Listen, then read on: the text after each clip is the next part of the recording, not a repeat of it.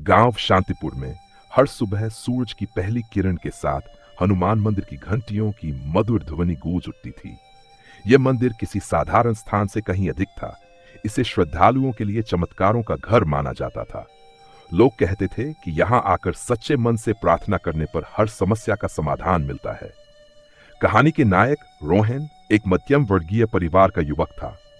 बचपन से ही मेहनती और होशियार, लेकिन जीवन की कठोर वास्तविकताओं ने उसे तोड़ दिया था। एक के बाद एक समस्याओं ने उसे ऐसा जकड़ लिया था कि वह अपने जीवन को निराशा के अंधकार में डूबा हुआ महसूस करने लगा। रोहन एक प्राइवेट कंपनी में नौकरी करता था। उसके ऊपर अपनी बीमार मां का इलाज कराने, छोटी बहन की पढ़ाई का खर्च उठाने और परिवार की रोजमर्रा की जरूरतों को पूरा करने की जिम्मेदारी थी। एक दिन अचानक कंपनी ने उसे बिना कारण बताए नौकरी से निकाल दिया। बेरोजगारी ने उसे मानसिक तनाव में डाल दिया।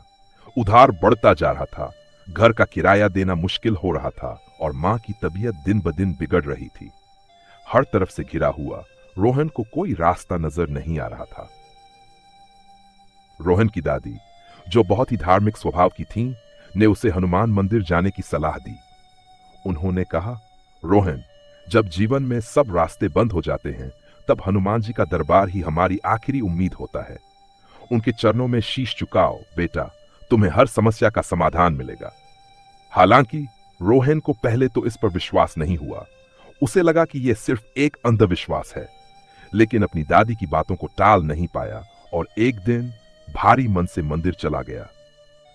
मंदिर में प्रवेश करते ही रोहन को एक अलग सी शांति का अनुभव हुआ। वहां के पुजारी बाबा वासुदेव ने उसे हनुमान चालीसा पढ़ने की सलाह दी। बाबा ने कहा, बेटा, अगर तुम सच्चे मन से हनुमान जी का स्मरण करोगे और उनकी भक्ति में लीन हो जाओगे तो तुम्हारे जीवन की हर मुश्किल आसान हो जाएगी।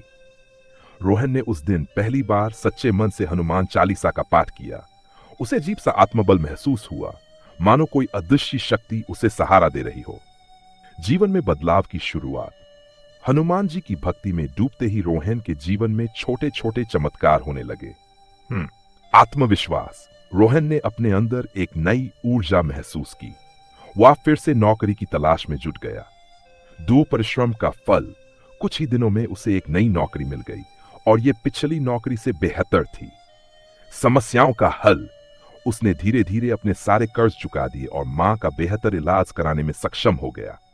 रोहन ने महसूस किया कि हनुमान जी में आस्था रखने से न केवल उसकी समस्याएं हल हो रही थी, बल्कि उसके जीवन में सकारात्मकता भी आ रही थी। रोहन की भक्ति और बदलाव देखकर गांव के अन्य लोग भी हनुमान मंदिर में आने लगे। सभी ने महसूस किया कि हनुमान जी की कृपा से उनके जीवन में भी अद्भुत बदलाव आ रहे हैं। एक दिन गांव में एक बड़ी आपदा आई। नदी में बाढ़ आ गई और लोगों के घर डूबने लगे। पूरा गांव परेशान था। रोहन ने सभी को मंदिर में इकट्ठा किया और हनुमान जी के चरणों में प्रार्थना करने का सुझाव दिया। गांव के सभी लोग सच्चे मन से प्रार्थना करने लगे। तभी जैसे कोई चमत्कार हुआ, बाढ़ का पानी धीरे धीरे कम होने लगा। यह घटना पूरे गांव के लिए एक अद्भुत अनुभव थी।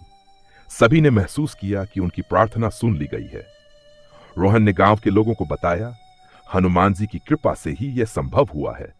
हमें उनके प्रति सच्ची श्रद्धा और भक्ति रखनी चाहिए। भक्ति का संदेश। रोहन का जीवन पूरी तरह बदल चुका था। उसने हनुमान जी की भक्ति में अपना विश्वास और गहरा कर लिया। वह दूसरों को भी यह सिखाने लगा कि किसी भी समस्या में धैर्य और श्रद्धा बनाए रखना कितना जरूरी है। कहानी के अंत में रोहन अपने अनुभव को साझा करते हुए कहता है, अगर आप भी अपने जीवन में अंधकार से जूझ रहे हैं तो हनुमान जी के चरणों में शीश झुकाइए। हर समस्या का समाधान वही है। इस कहानी का संदेश। हनुमान जी की भक्ति हमें साहस, धैर्य और आत्मबल प्रदान करती है। जब हम उनके चरणों में सिर झुकाते हैं तो न केवल हमारी समस्याएं हल होती हैं, बल्कि हमारे जीवन में एक नई दिशा मिलती है।